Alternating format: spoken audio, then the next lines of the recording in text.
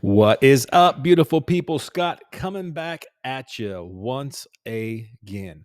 So, in this video, what I'm going to do is something different that some people might not do. I don't know a lot of people who share their losses with you. So, I've been doing real estate a very long time, and I can tell you they are not all wins. I have a lot of losses, but those were usually the deals that taught me the most. I've always been one of those guys that likes to jump in and learn as I go.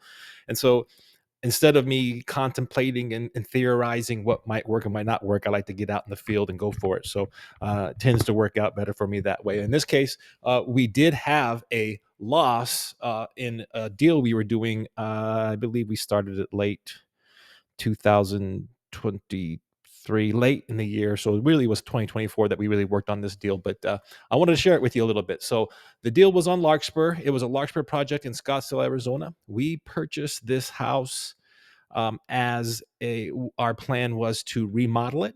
And so this is how the plan kind of started and what I learned from it. Here's I hope this is all showing up. This is the original picture of the house we purchased in Scottsdale to remodel it. It had a garage built onto the side here. It's a 3-car garage, but really, truly, there's 5 cars can fit in there. It's a gigantic garage that was built in 2019. So we really liked this.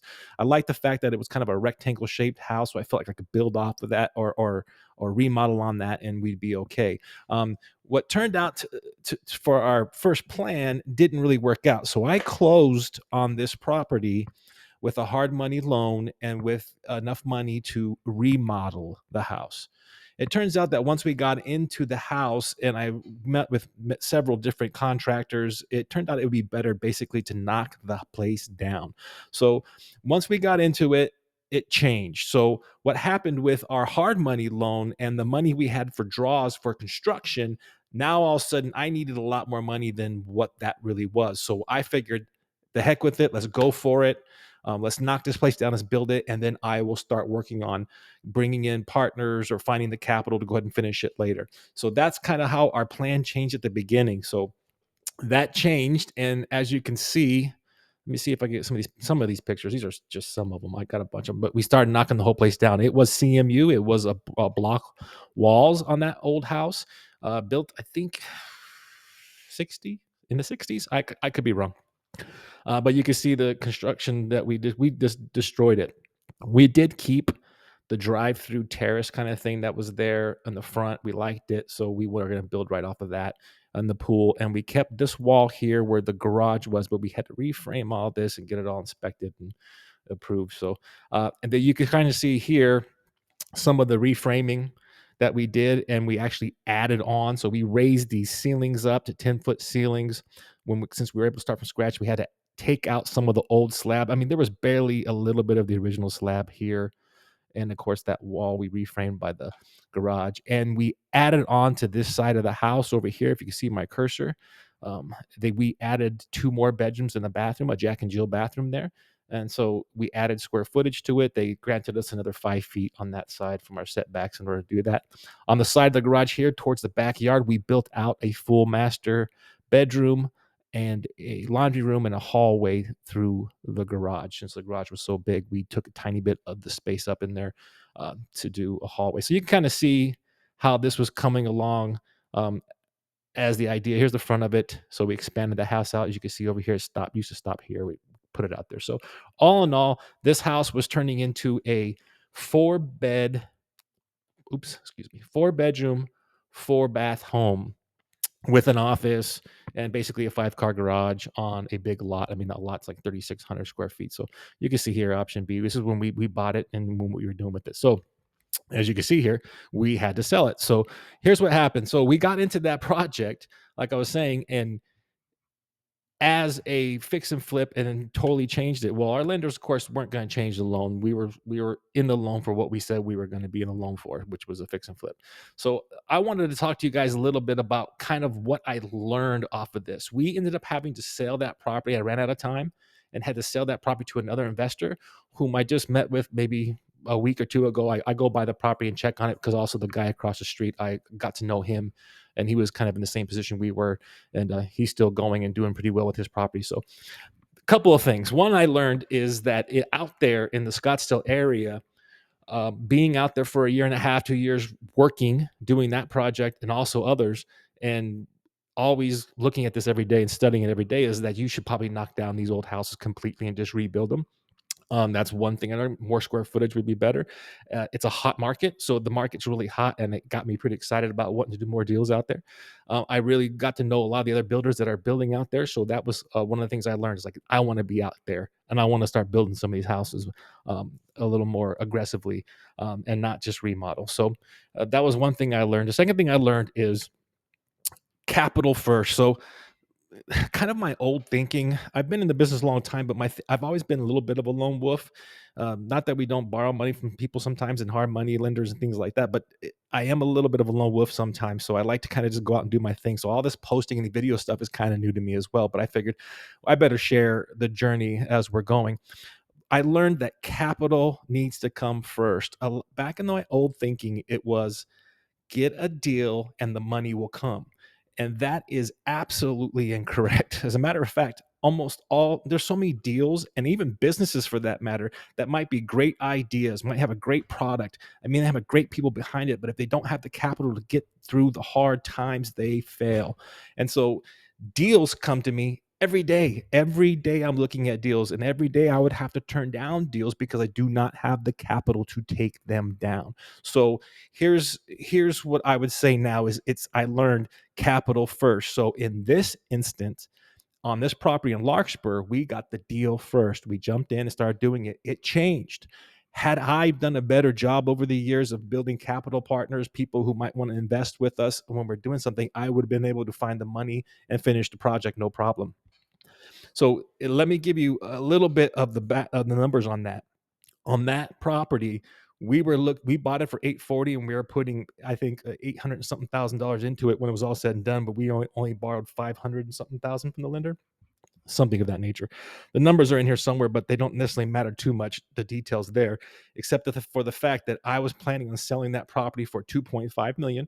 I like to do my underwriting somewhat conservative. I don't want to get too aggressive with my numbers, but we would have been in it around 1.9. Excuse me, a 1.9 million dollars, and we were going to sell it for 2.5. So recently, when I went out there to talk with the guy who's finishing the project, we had this project about 85% done. We were rocking and rolling on it. We had the spray foam, everything done inside.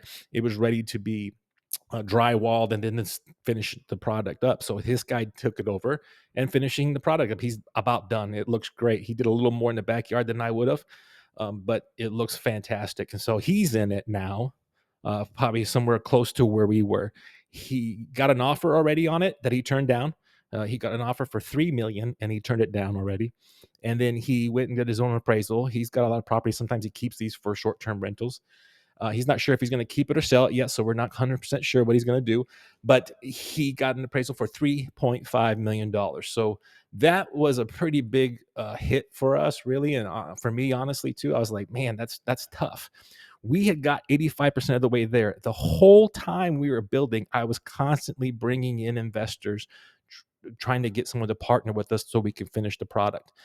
It was I don't even know how many people I talked to. You would have to look at my notes. It was a lot. I even went to other hard money lenders and basic traditional lenders to see if anybody would refi us and give it a little bit extra that we needed to finish the project. And I was running out of time. It kept going, going, going, and I was running out of time.